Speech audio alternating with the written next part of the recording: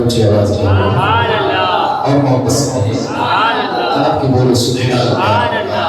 میرے پیارے آقا صلی اللہ تعالیٰ علیہ وسلم کے خیر دیوانوں، قرآن پاک میں اللہ رب العزت ارشاد فرماتا ہے اعوذ باللہ من الشیطان الرجیم بسم اللہ الرحمن الرحیم فَإِذَا قَضَيْتُمُ الصَّلَاةَ فَاذْكُرُوا اللَّهَ قِيَامًا وَقُعُودًا،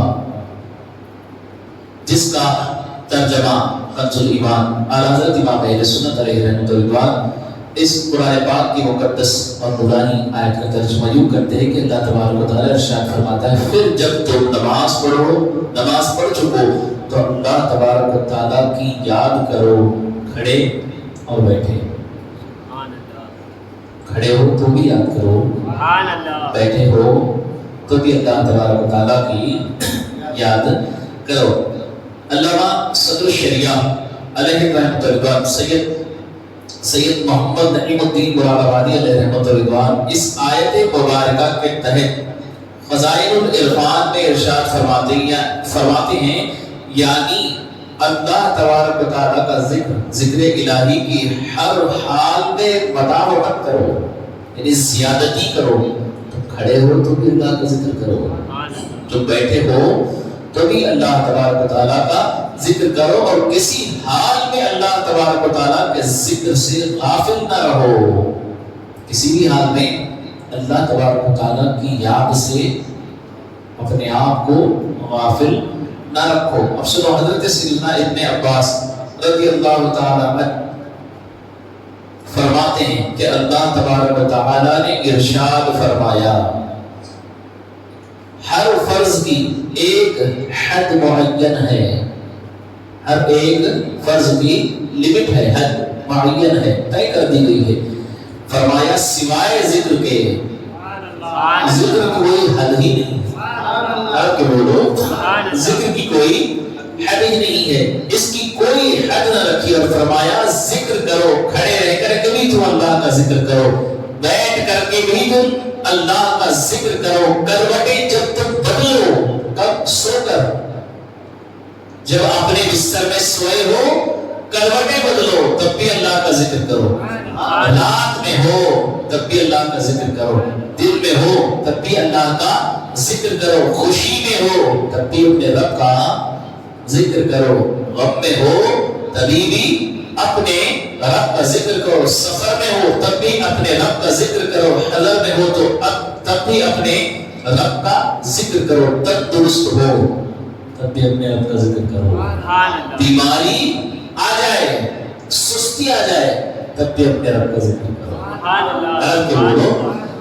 تو علامہ صدر اللہ فاضل علیہ رحمۃ اللہ فرماتے ہیں اس آیت کریمہ کا مطلب یہ ہے، تفسیر میں کیا فرمایا، کھڑے ہو تو اللہ کا ذکر، بیٹھ جاؤ تو اللہ کا ذکر، لیٹ جاؤ تب بھی اللہ کا ذکر، حتیٰ کہ فرمایا تو کروٹ بدلو تب بھی اللہ کا ذکر کرو، خوش ہو تب بھی اللہ کا ذکر، غم ہے دل میں تب بھی اللہ کا ذکر کرو، صحت اللہ نے دی ہے یہ نعمت ہے تب بھی اللہ کا ذکر کرو، اگر کبھی بیمار ہو جاؤ تب بھی اللہ کا ذکر کرو، حضر میں ہو یعنی جس شہر میں ہو وہیں تھے وہیں رہو گے، اب یہاں میں ہوں یہاں تو اللہ کا ذکر کریں گے، اور یہاں سے کہیں نکل کر سفر کیا تو سفر میں بھی اللہ کا ذکر کرو۔ میرے پیارے آقا صلی اللہ تعالیٰ علیہ وسلم کے پیارے دیوانوں، حضرت سیدنا ابو مخارق رضی اللہ تعالیٰ نے ارشاد فرماتے ہیں کہ اللہ کے حبیب تاجدار دو عالم ہم سب کے آقا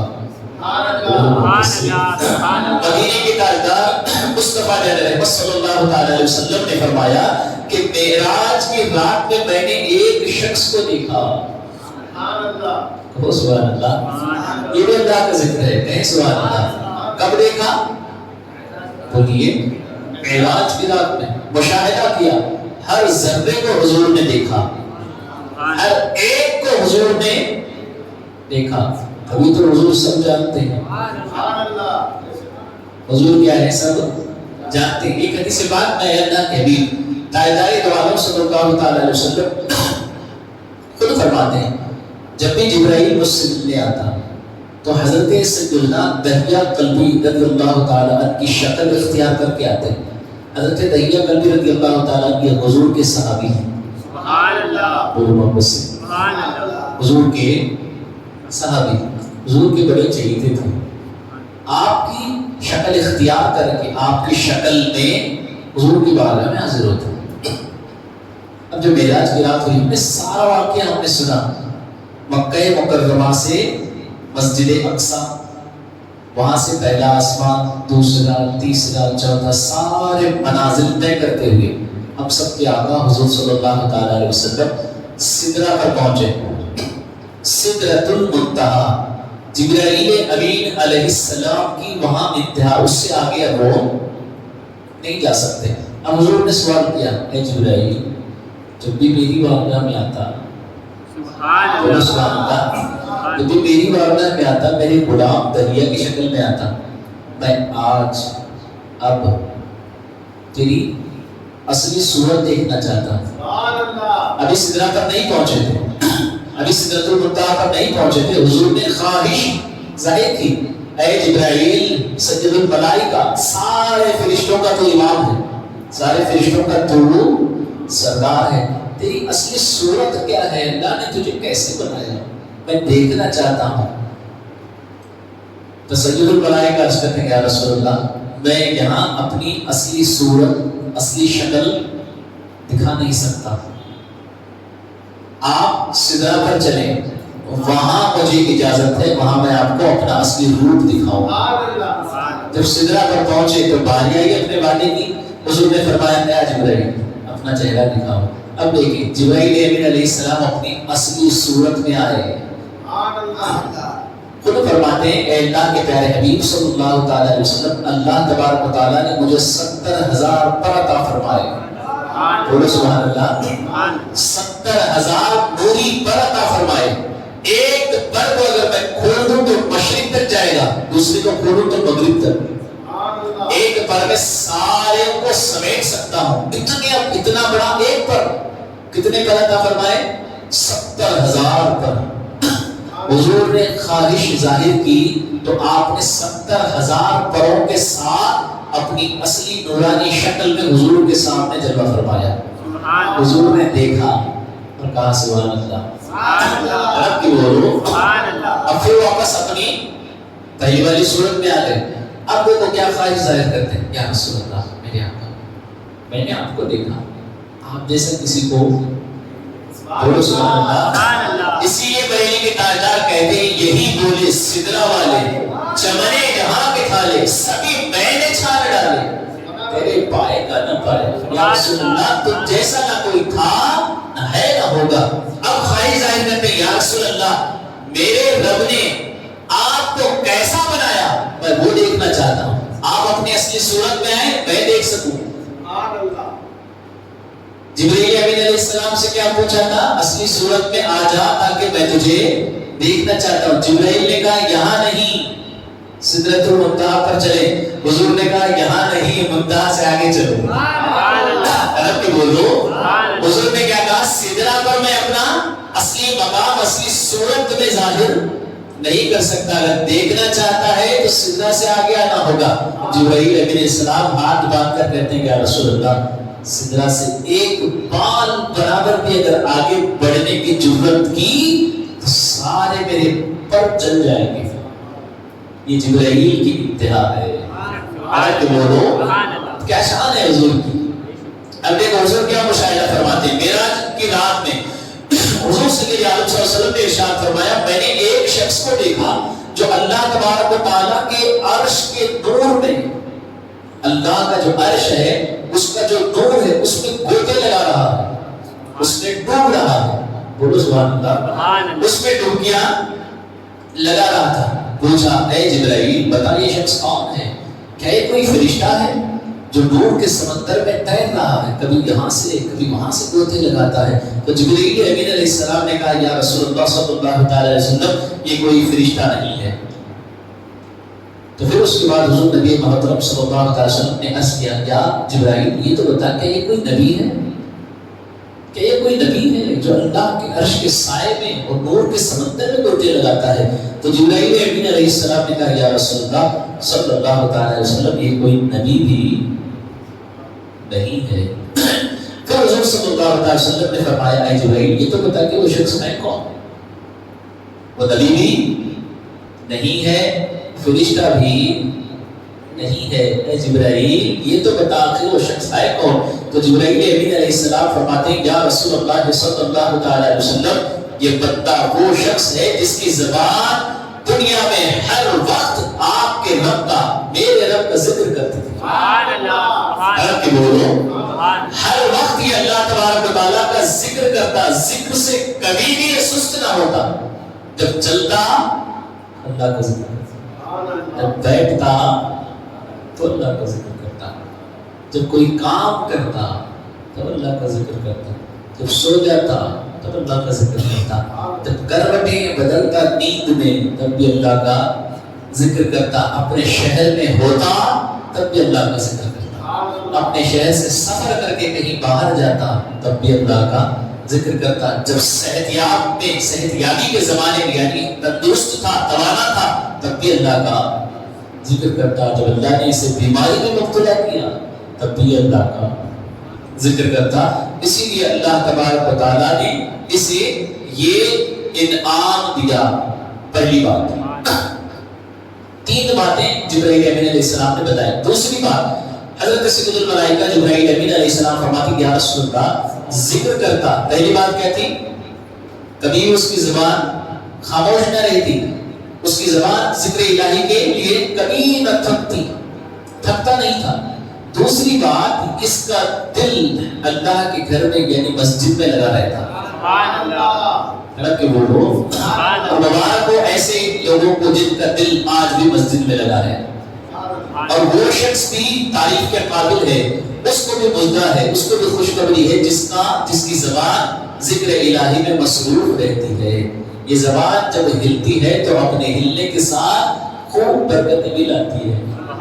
یہ زبان جب ہلتی ہے، حرکت کرتی ہے تو اپنی حرکت کرنے کے ساتھ ہمارے گناہوں کو بھی مٹا دیتی ہے اور ہمارے درجات کو بھی بلند کر دیتی ہے۔ اور اس کے بعد تیسری اور آخری بات، حضرت سیدنا جبرائیل امین علیہ السلام ارشاد فرماتے ہیں یا رسول اللہ صلی اللہ علیہ وسلم جب تک یہ دنیا میں رہا، اب دیکھیے ہم میں سے سب کے لیے یہ بات ہے، جب تک وہ دنیا میں رہا کرتا تھا تب تک اس نے اپنے والدین میں سے، باپ اور ماں میں سے کسی کو اس نے گالی نہیں دی، کسی کو اس نے کبھی بھی گالی نہیں دی، نہ ماں کو اس نے کبھی جھڑکایا کبھی گالی دی، نہ باپ کو اس نے کبھی غصے سے کچھ کہا گالی دی۔ یہی اس کی فضیلت ہے کہ اللہ تبارک و تعالیٰ کے عرش کے نور کے سائے میں، نور کے سمندر میں گوتے لگانا۔ حضرت کی بولیے سبحان اللہ اور محبت سے سبحان اللہ۔ تو میرے پیارے آقا صلی اللہ علیہ وسلم کے پیارے دیوانوں، کیا بات پتہ چلی؟ اللہ تبارک و تعالیٰ کا ذکر کرنے والا جو کثرت سے اللہ تبارک و تعالیٰ کا ذکر کرتا رہے گا، اس کا دل زندہ رہے گا۔ کل اس کو کیا مقام ملے گا؟ اللہ تبارک و تعالیٰ کے عرش کے نیچے جو نور کا سمندر ہے وہ اس میں تیرتا رہے گا۔ دوسرے کون؟ وہ جس کا دل مسجد سے نکلا، پھر اس کا دل کہاں لگا ہے؟ مسجد میں۔ مسجد سے نکلا نماز پڑھ کے، پھر اس کا واپس کدھر جانے کے لیے دل تڑپ رہا ہے؟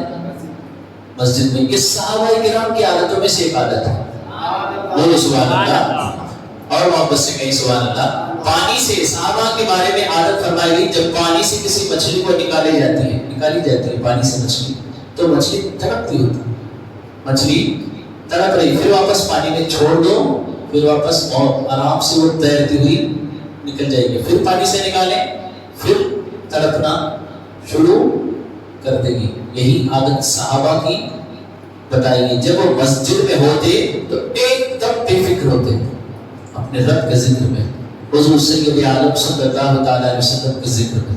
جب مسجد سے باہر نکلتے تو بے چین، بے قرار، تڑپنے لگ جاتے، اتنا تڑپتے جب تک واپس مسجد نہ پہنچ جاتے تو ان کا دل پھر واپس مطمئن ہو جاتا۔ تو میرے پیارے آقا صلی اللہ علیہ وسلم کے پیارے دیوانوں، تیسری بات یہ بتائی گئی کہ والدین کو کسی کو گالی نہ دینے والے کا مقام و مرتبہ کتنا بلند ہے. اگر جانے انجانے میں غلطی سے ہم میں سے کسی نے اپنی والدین کو، ماں یا باپ میں سے کسی ایک کو بھی اگر گالی دی ہے تو سچے دل سے انشاءاللہ توبہ کرے اور اللہ تبارک و تعالیٰ کی بارگاہ میں معافی مانگے. وہ معاف کرنے والا رحمان ہے، وہ معاف کرنے والا رحیم ہے، وہ معاف کر دے گا. کریں گے انشاءاللہ. تو ذکر سے بھی انشاءاللہ اپنی زبان کو ہمیشہ تر رکھیں گے انشاءاللہ تعالیٰ. تو میرے پیارے آقا صلی اللہ تعالیٰ علیہ وسلم کی پیارے دیوانوں، پچھلی مرتبہ ہم نے نماز کے حوالے سے کچھ مفید باتیں سیکھنے اور سننے کی سعادت حاصل کی تھی، جس میں نماز کے سستی کرنے والوں کے حوالے سے بھی ہم نے کچھ مفید باتیں سنی تھی، اور کس کی نماز قبول کی جائے گی وہ بھی ہم نے مفید باتیں سنی تھی. اچھا وضو کسے کہتے ہیں اور اچھی نماز کسے کہتے ہیں، اس کی بھی تعریف ہم نے سنی تھی. اور اس کے ساتھ ساتھ ہم نے یہ بھی سنا تھا کہ نماز کے لیے، یعنی نماز شروع ہونے سے پہلے قبل کن کن باتوں کا ہمارے اندر پایا جانا ضروری ہے، یعنی نماز کے شرائط، نماز کے شروع ہونے سے پہلے اور نماز کے ختم ہونے تک ان ساری باتوں کا پایا جانا ضروری. نماز شروع ہو گئی، دوران نماز اگر ان باتوں میں سے کوئی ایک بات بھی ضائع ہو گئی، ٹوٹ گئی، تو ہماری نماز وہیں ختم ہو جائے گی، یعنی ٹوٹ جائے گی. پھر سے جس وجہ سے نماز ہماری ٹوٹ گئی پھر سے اس کا دیکھنا پڑے گا، پھر سے سرے سے یعنی شروع سے نماز ہمیں شروع کرنی پڑے گی. تو ان میں سے کچھ باتیں ہم نے سنی تھی، آج پھر انشاءاللہ انہی شرائط کو دہرائیں گے انشاءاللہ تعالیٰ. آپ سنیں گے. تو سب سے پہلی شرط طہارت ہے. سب سے طہارت کا معنی پاکی، پاکیزگی، صفائی، ستھرائی، جو بھی جس انداز میں بھی ہم اپنی زبان میں کہیں مطلب تو ایک ہی آتا ہے. اس میں ہم نے 3 باتیں سنی تھی. جو بندہ نماز پڑھتا ہے اس کا جسم پاک ہو، وہ جو لباس زیب تن کیا ہوا ہے، جو لباس پہنا ہے وہ لباس پاک ہو، جس جگہ پر نماز پڑھ رہا ہو وہ جگہ کا پاک ہونا. اب دیکھیں آگے مزید اور باتیں سنیں گے. نمازی کا بدن، لباس اور جس جگہ نماز پڑھ رہا ہو اس جگہ کا ہر قسم کی نجاست سے پاک ہونا ضروری ہے. آپ اتنی بات کو انشاءاللہ یاد رکھیں. کیا کیا پاک ہونا؟ جسم کا پاک ہونا، کپڑوں کا پاک ہونا، اور جس مسلح پر، جس جگہ پر، جس قالین پر، جس بنڈے پر یا جس لکڑی پر، جہاں کہیں بھی ہم جس چٹائی پر نماز پڑھتے ہیں وہ پاک ہونا ضروری. اب آپ اتنا سمجھ جائیں بس انشاءاللہ. مزید آگے کتنا پاک ہونا ہے آگے انشاءاللہ ہم لوگ اس کو سنیں گے. دوسری شرط ستر عورت. ستر یعنی چھپانے کا حصہ. ستر عورت یعنی مرد کے لیے ناف کے نیچے سے لے کر گھٹنوں سمیت، ناف سے لے کر، ناف کے نیچے سے لے کر گھٹنوں کے نیچے تک کا حصہ ہر وقت چھپانا فرض ہے. نماز میں بھی چھپانا فرض ہے. لیکن یہاں بدن کو چھپانے کی جو بات آئی تو شرائط میں یہ لکھا گیا مرد کے لیے ناف کے نیچے سے لے کر گھٹنوں سمیت بدن کا سارا حصہ چھپا ہوا ہونا ضروری ہے. اور عورت کے لیے 5 جسم کے اعضاء. ایک اس کا چہرہ، اتنا کان بھی نہیں، بس یہ چہرہ اتنا.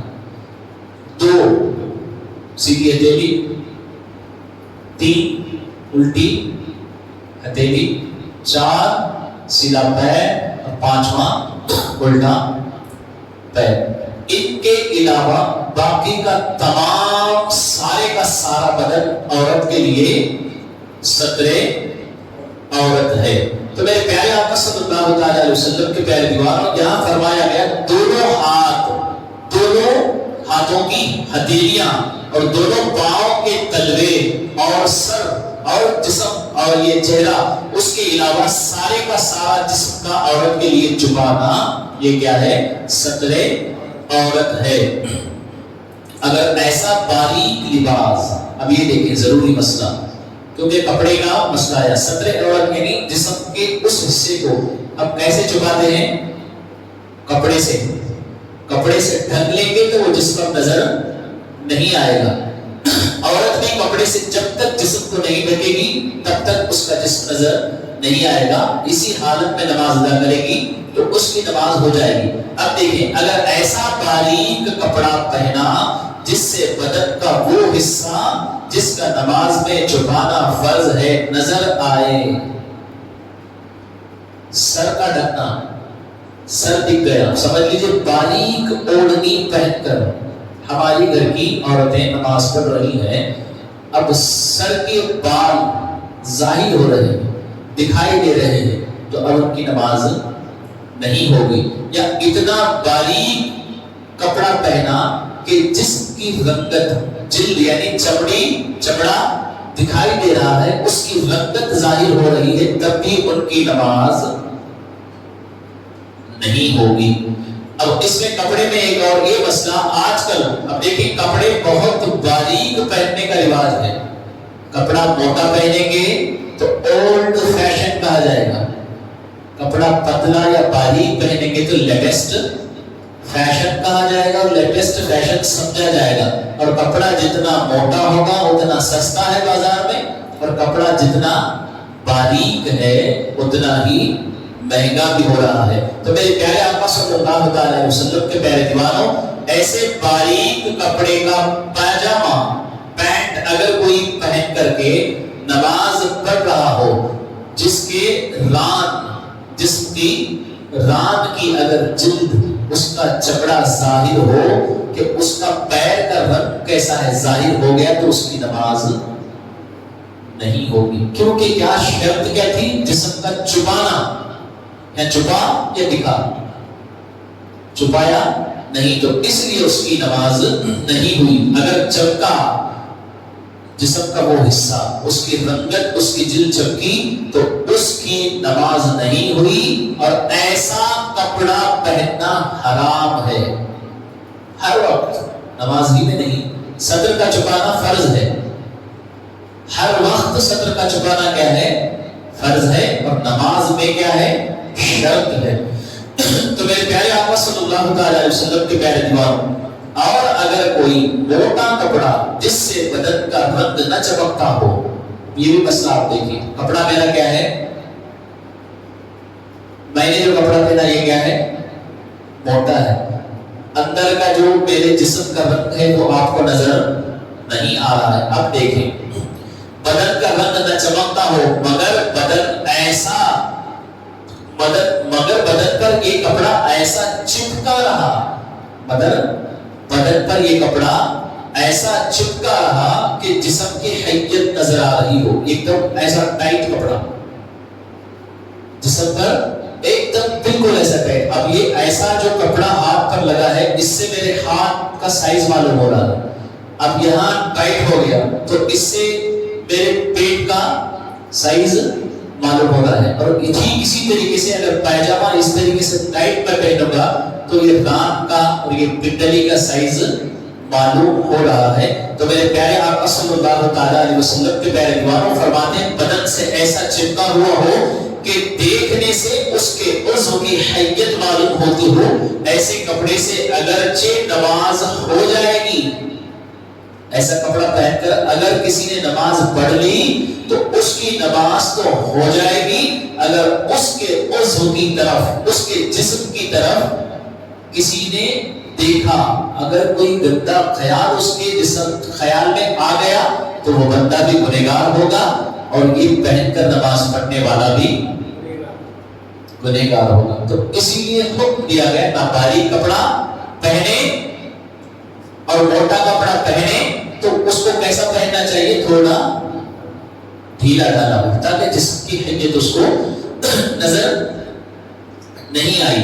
ऐसा लिबास जिससे जिस्म की हैयत नजर आए, कितना मोटा है, कहां उसका जिस्म कैसा जाहिर नजर आ रहा है, ऐसा कपड़ा लोगों के सामने पहनना بالخصوص مردوں کے لیے سختی کے ساتھ منع کیا گیا، بالخصوص سختی کے ساتھ منع کیا گیا۔ تو میرے پیارے آقا صلی اللہ علیہ وسلم کے پیارے دیوانوں، خاص کر کے انشاءاللہ ہمیں بھی ان باتوں کو یاد رکھنے کی ضرورت ہے، اور ہمارے گھر کی عورتوں کو بھی ان باتوں کو بتانے کی ضرورت ہے۔ خاص کر ململ وغیرہ کا باریک کپڑا، چادر، دوپٹہ وغیرہ جو ہماری گھر کی خواتین نماز کے وقت اوڑھتی ہیں، جس سے بالوں کی سیاہی چمکتی ہے، بالوں کی رنگت چمکتی ہے، ایسا لباس اگر پہن لے کہ جس سے جسم کا رنگ نظر آتا ہے تو ایسے لباس میں بھی نماز نہیں ہوگی۔ ایسے لباس پہن کر نماز پڑھیں گے تو اس میں بھی نماز ہماری نہیں ہوگی۔ تو اسی لیے ہمیں چاہیے کہ سب سے پہلے ہمیں کیا کرنا ہے، اپنی نماز کی حفاظت کے لیے اپنا جسم کا خیال کرنا ہے کہ کس طریقے سے پاک کیا جائے، اس طریقے سے اس کے بعد جس کپڑے کو ہم پہنتے ہیں اس کا بھی صحیح طریقے سے خیال کیا جائے، اس کے بعد جہاں ہم نماز پڑھتے ہیں اس کا بھی خیال کیا جائے۔ اب دو شرائط ہو گئے، تیسری شرط انشاءاللہ آج ہم سنیں گے، پھر باقی باتیں آئندہ ہفتہ والی اس جواب میں سننے کی سعادت حاصل کریں گے۔ تیسری شرط استقبال قبلہ، یعنی نماز میں قبلہ یعنی کعبۃ اللہ شریف کی طرف منہ کرنا۔ اب میں ایسے کھڑے ہو کر کے نماز پڑھوں گا تو آپ خود بول دیں گے قرآن میں کیا ہے، حدیث مصطفیٰ میں کیا ہے، مسائل اخذ کیا علماء نے کیا ہے، یہ ساری باتیں اپنی جگہ ہیں، لیکن اگر میں اس رخ میں کھڑے ہو کر اللہ اکبر کہوں گا تو آپ خود کہہ دیں کہ حضرت نماز نہیں ہوئی ہے نا۔ اتنی تو باتیں الحمدللہ ہم سب کو معلوم ہے۔ اب آگے دیکھیں، نمازی نے بلا عذر شرعی جان بوجھ کر قبلے سے سینہ پھیر دیا۔ سینہ کہاں سے پھیرا؟ قبلے سے۔ سینہ کیوں پھیر دیا؟ سینہ میرا کدھر تھا؟ کعبۃ اللہ شریف کی طرف۔ اب میرا سینہ کیا ہوا؟ قبلے سے پھر گیا۔ اگرچہ فوراً ہی قبلے کی طرف ہو گیا تو نماز فاسد ہو گئی۔ سینہ پھر گیا تو نماز گئی۔ چہرہ اگر پھرے گا، صرف چہرہ، اب آپ دیکھیں کیا گھوم رہا ہے؟ صرف چہرہ پھر رہا ہے۔ تین مرتبہ سبحان اللہ کہنے کی مقدار سے پہلے اگر اس نے اپنے چہرے کو واپس کر لیا تو اس کی نماز باقی رہے گی۔ تو ان ساری باتوں کا ہمیں خیال رکھنا ضروری ہے۔ تو میرے پیارے آقا صلی اللہ علیہ وسلم کے پیارے دیوانوں، یہی مسئلہ علماء نے فرمایا، اگر صرف منہ قبلے سے پھرا تو واجب ہے۔ منہ صرف پھرا، کسی وجہ سے پھر گیا، گردن پھر گئی، منہ قبلے سے پھر گیا، تو اب اس نمازی پر واجب ہے کہ فوراً قبلے کی طرف منہ کر لے، اور نماز نہ جائے گی مگر بلا عذر۔ اگر ایسا کیا تو وہ نماز مکروہ تحریمی ہوگی۔ کسی سخت وجہ سے ضرورت تھی تو چہرہ پھیر دیا تو کوئی بات نہیں، نماز اس کی ہو جائے گی۔ کوئی وجہ نہیں تھی، اس وجہ سے اس نے کیا تو نماز ہو جائے گی، لیکن مکروہ تحریمی ہے۔ ایسی نماز کا اعادہ کرنا یعنی لوٹانا واجب ہے۔ اگر ایسی جگہ پر ہے، اب یہ مسئلہ یہ بھی دیکھیں، ہم یہاں مسجد میں ہیں، قبلہ یہی ہے، قبلے کا ڈائریکشن یہی ہے، ہمیں سب معلوم ہے، سب کو ہمیں معلوم ہے۔ ہمارے گھروں میں بھی ہمیں قبلہ کس طرف ہے یہ معلوم ہوتا ہے۔ اب دیکھیں علماء کی کیا شان ہے، کیا مسئلہ فرماتے ہیں، کیا بیان کرتے ہیں۔ اگر ایسی جگہ پر ہے جہاں قبلے کی شناخت کا کوئی ذریعہ نہیں ہے، قبلہ کدھر ہے معلوم نہیں ہے، کوئی بتانے والا بھی وہاں موجود نہیں ہے، کوئی ایسا مسلمان بھی وہاں موجود نہیں ہے جس سے پوچھ کر کے معلوم کیا جا سکتا ہو، تو ایسے بندے کے لیے کیا حکم ہے؟ تو فقہائے کرام نے فرمایا، حضور سید اعظم صلی اللہ علیہ وسلم فرماتے ہیں وہ تحریک کرے یعنی غور و فکر کرے، دل جس طرف اب اس کا جم جائے، دل کہے کہ یہی قبلہ ہے، اس سمت قبلہ ہے، تو اب وہ اس طرف رخ کرے اور نماز پڑھ لے۔ اب حق یہی ہے کہ اس کی نماز ہو جائے گی، کیونکہ اس کا دل اس طرف جمع، اب اس کے حق میں وہی قبلہ ہے. کہیں سوال اللہ، تو جہاں دل چاہے وہاں نماز نہیں پڑھ سکتے، قبلے کی طرف رخ کر کے ہی نماز پڑھنا. یہ کیا ہے؟ شرط ہے، کنڈیشن ہے. اگر قبلہ معلوم نہیں ہے، کوئی بتانے والا بھی معلوم نہیں ہے، وہاں ہے نہیں، اس کو بھی پتا نہیں، تو پہلے دل سے خیال کریں، سوچ دل لگائیں، غور و فکر کریں. اب جب دل لگ جائے کسی ایک طرف تو اس طرف رخ کر کے پڑھ لیں. اب دیکھیں، نماز پڑھنے کے بعد نماز پڑھ لی، اب میں نے ادھر رخ کر کے نماز پڑھ لی. آپ میں سے کوئی بھی نہیں تھا بتانے کے لیے، مجھے بھی معلوم نہیں تھا. میں نے تحری کی اس طرف رخ کر کے نماز پڑھ لی. بعد میں معلوم ہوا کہ قبلے کی طرف نماز نہیں پڑھی، قبلہ تو ادھر تھا، میں نے ادھر رخ کر کے نماز پڑھ لی، نماز ختم ہو گئی. اب آپ آ کے بتائیں گے تب بھی میری نماز ہو گئی. کہیں سبحان اللہ. اس کے لیے کیوں اجازت نہیں؟ کیونکہ نہ اسے خود علم تھا، نہ کوئی وہاں بتانے والا موجود تھا. اس نے تحری کیا، سنت پر عمل کیا، نماز ادا کی، تو اس کی نماز ہو گئی. ایک شخص، اب یہ مسئلہ ایک دیکھیں آخر انشاءاللہ. ایک شخص تحری کر کے نماز پڑھ رہا تھا. اب دیکھیں میں یہاں کھڑے ہو کر کے نماز پڑھ رہا تھا، اس طرف رخ کر کے میری نماز، میں حالت نماز میں ہوں. آپ میں سے کوئی ایک آئے، مجھے دیکھا میں اس طرف رخ کر کے نماز پڑھ رہا ہوں، تو آپ کی میرا دیکھا دیکھی، آپ نے سمجھا اس طرف قبلہ ہے، تو آپ کی اپنی نماز اکیلے میں یہاں کھڑے ہو کر بازو میں نماز آپ نے شروع کر دی، تو آپ کی نماز نہیں ہوگی. کیوں کہ علماء فرماتے ہیں آپ اکیلے تھے، کیا آپ کو پتا تھا اس طرف قبلہ ہے؟ نہیں. کیا آپ کو قبلہ ہونا پتا نہیں تھا؟ دوسری بات، وہاں کوئی تھا موجود جس کو قبلہ ہونا پتا تھا؟ نہیں. تو آپ نے یہ کیسے اندازہ لگایا کہ جو بندہ نماز پڑھ رہا ہے وہ قبلے ہی کی طرف رخ کر کے نماز پڑھ رہا ہے؟ کیونکہ نہ تو وہ مسجد ہے، نہ تو وہ کسی کا گھر ہے. تو میرے پیارے آقا صلی اللہ تعالی علیہ وسلم کے پیارے دیوانوں، اس بندے کے لیے جو بعد میں آیا، کوئی بتانے والا موجود نہیں تھا، ایک وہاں بندہ نماز پڑھ رہا تھا، تو اس کے لیے بھی یہی حکم ہے کہ وہ تحری کرے، تحری کرے، دل کو اپنے جمائے، غور کرے، فکر کرے، دیکھیں جس طرف دل جم جائے اس کے حق میں وہی قبلہ ہوگا. اگر اس نے نماز پڑھ لی تو اس کی بھی نماز ہو جائے. کہیں سبحان اللہ. اور ایک مسئلہ یہ بھی ہے، اگر گئے سیدھا، قبلہ معلوم نہیں تھا، کھڑے ہو گئے، نماز پڑھ لیا، تحری بھی نہیں کیا، اور کوئی وہاں موجود تھا، اس کو پوچھا نہیں، پوچھا بغیر پوچھے نماز پڑھ لی. نماز پڑھنے کے بعد پتا چلا کہ قبلہ اس طرف نہیں اس طرف تھا، وہ بندہ بتانے والا وہاں موجود تھا، آپ نے نہیں پوچھا، تو وہ جو نماز پڑھی وہ نماز نہیں ہوئی. پھر سے اس کا اعادہ کرنا واجب ہے. تو میرے پیارے آقا صلی اللہ علیہ وسلم کے پیارے دیوانوں، تین باتیں مختصر میں آج ہم نے جو شرائط نماز کی ہم نے سیکھی. سب سے پہلی طہارت، دوسرا ستر عورت، اور تیسرا استقبال قبلہ، اور باقی مزید باتیں انشاءاللہ تعالی ہم آئندہ اتوار سننے کی سعادت حاصل کریں گے.